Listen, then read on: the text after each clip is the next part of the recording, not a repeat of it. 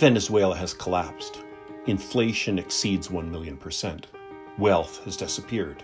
The middle class is non-existent. In the past 5 years, over 5 million people have left Venezuela as refugees. Over half of these refugees have escaped to Colombia. Walking up to 1,000 kilometers, they've settled into shanty towns or barrios on unstable hillsides, dried up floodplains, and next to toxic chemical dumps. Life is very hard. People try to get by.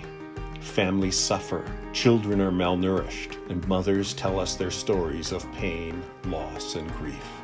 Sadly, up to 40% of the mothers that we at Tear Fund serve have been forced to prostitute themselves in the past to put food on the table for their children. In the midst of this is the church. Facilitated by Tear Fund and generous Canadians, churches and their pastors next to these barrios are doing an amazing job of serving refugees. For the past months, every day, nutritious meals have been served to over 600 children, served in groups of 25 at a time. In 3 locations, the cooks are a mix of Colombian and Venezuelan volunteers. The food is delicious, and behind the scenes, we find out that mothers no longer have to prostitute themselves. Their children are being cared for. Dignity is being restored from commercial kitchen job training. The key is that the church is the catalyst for change. The church is a place of hope. The church is a place of safety. Pastors have become community heroes.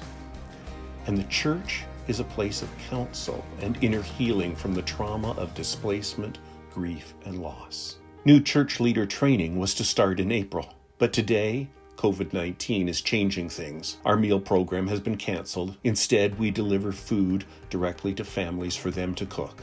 Public service messaging in the barrios where refugees now live is vital. Prevention training and public education has increased, but access to supplies is limited. And we need to pray. We need to join our Venezuelan and Colombian friends in prayer. 2,000 years ago, the apostles gave one clear direction to Paul and Barnabas in Galatians chapter 2. It was, remember the poor. At Tear Fund, we seek to follow Jesus where the need is greatest. Will you join us as we remember the poor?